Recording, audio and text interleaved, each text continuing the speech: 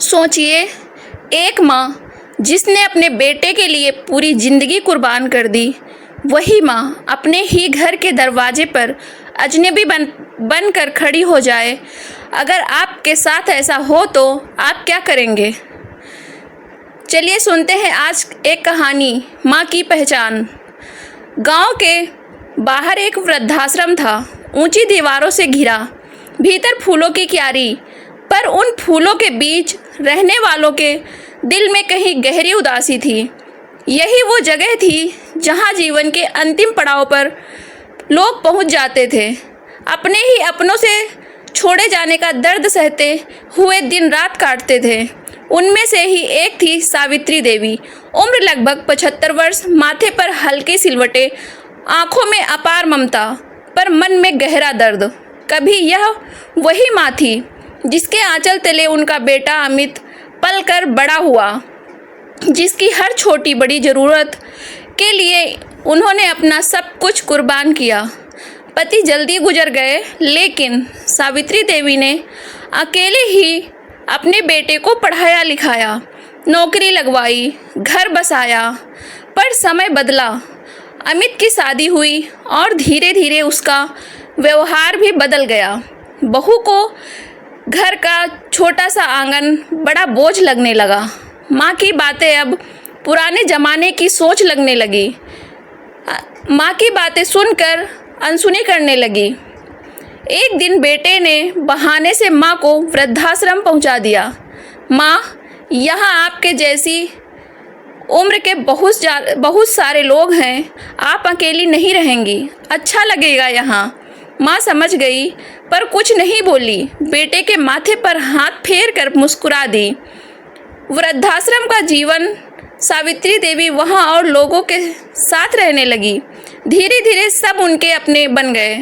कभी कभी हंसी ठिठोली, कभी किसी का दर्द सुनना, कभी किसी के साथ भजन गाना, इन्हीं में दिन कटने लगे। पर मन के भीतर एक ठेस हमेशा बनी रहती। क्या मेरा बेटा सचमुच मुझे भूल गया? मैं उसकी माँ हूँ। त्योहारों पर वह खिड़की से बाहर झांकती, सोचती, काश कोई उनके लिए मिठाई लेकर आता, लेकिन हर बार वही सन्नाटा लौट कर आ जाता। एक दिन एक सुबह वृद्धाश्रम के अधीक्षक ने घोषणा की, जो भी अपने घर जाकर कुछ दिन बिताना चाहता है, वह छुट्टी के लिए आवेदन दे सकता है। सावित्री देवी का मन जैसे उछल पड़ा। बरसों बाद मौका मिला था, पर एक सवाल मन में आया, क्या मेरा बेटा मुझे अपनाएगा?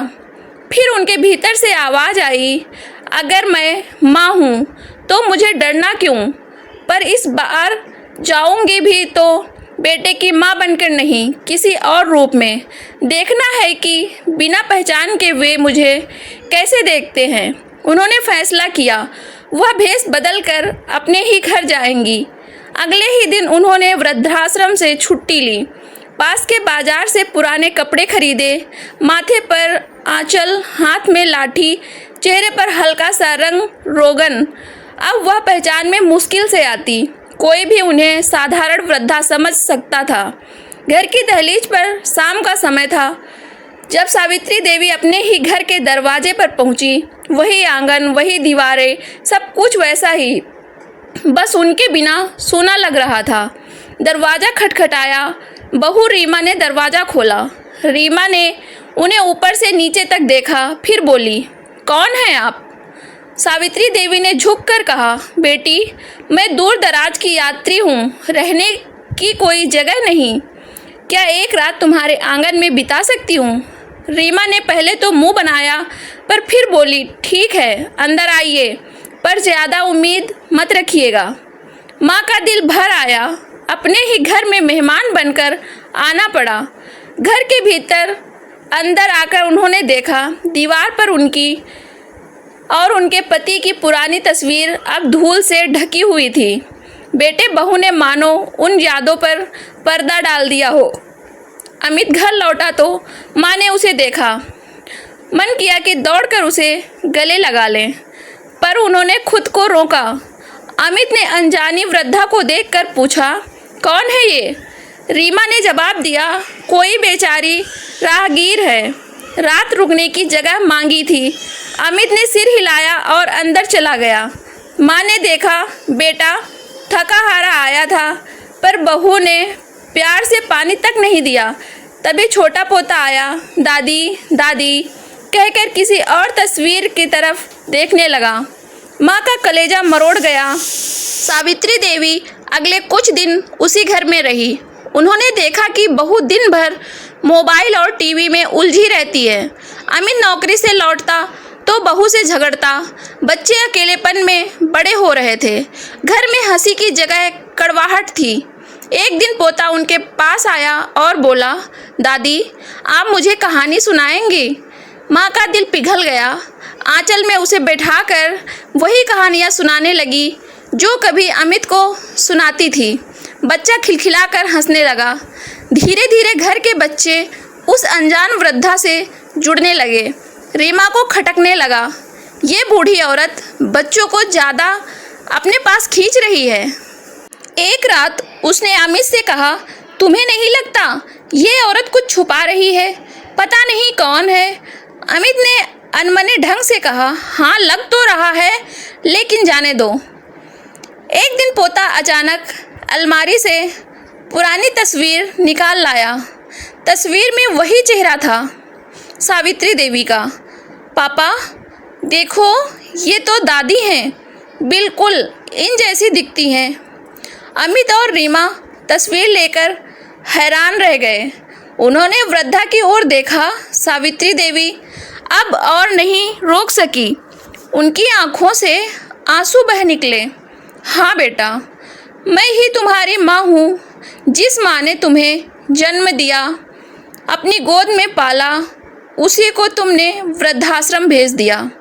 मैं चाहती थी ये देखना कि तुम्हारे घर में माँ की जगह कितनी है, इसलिए भेष बदल कर आई हूँ। अमित स्तंभ रह गया। उसके पैरों तले जमीन खिसक गई। बहू भी शर्म से सिर झुका ली। अमित माँ के चरणों में गिर पड़ा। माँ मुझे माफ़ कर दो, मैं आपकी ममता नहीं समझ सका। आपने अकेले मुझे बड़ा किया, पर मैं आपको अकेला छोड़ आया। आज समझा हूँ कि माँ सिर्फ रहने का सहारा नहीं, पूरे घर की जान होती है। रीमा भी बोली, माँ जी मुझसे गलती हुई, मैं आपको बोझ समझ बैठी। असल में आपकी मौजूदगी से ही घर में बरकत है। बच्चे दौड़कर बोले, दादी अब आप कहीं नहीं जाएंगी। उस दिन के बाद सावित्री देवी ने वृद्धाश्रम लौटने से इनकार कर दिया। बेटे बहू ने हाथ जोड़कर उनसे माफ़ी मांगी और घर में उनकी तस्वीर को साफ कर सम्मान से सजाया। घर का माहौल बदल गया। जहाँ पहले चिड़चिड़ाहट थी, अब वहाँ माँ की हंसी और बच्चों की किलकारियाँ गूंज रही थी। सावित्री देवी ने मन ही मन कहा, माँ कभी बूढ़ी नहीं होती। अगर परिवार उसे अपनाए तो उसका जीवन ही घर का आशीर्वाद बन जाता है। माँ कभी बोझ नहीं होती। कहानी पसंद आई हो तो चैनल को लाइक शेयर सब्सक्राइब करें।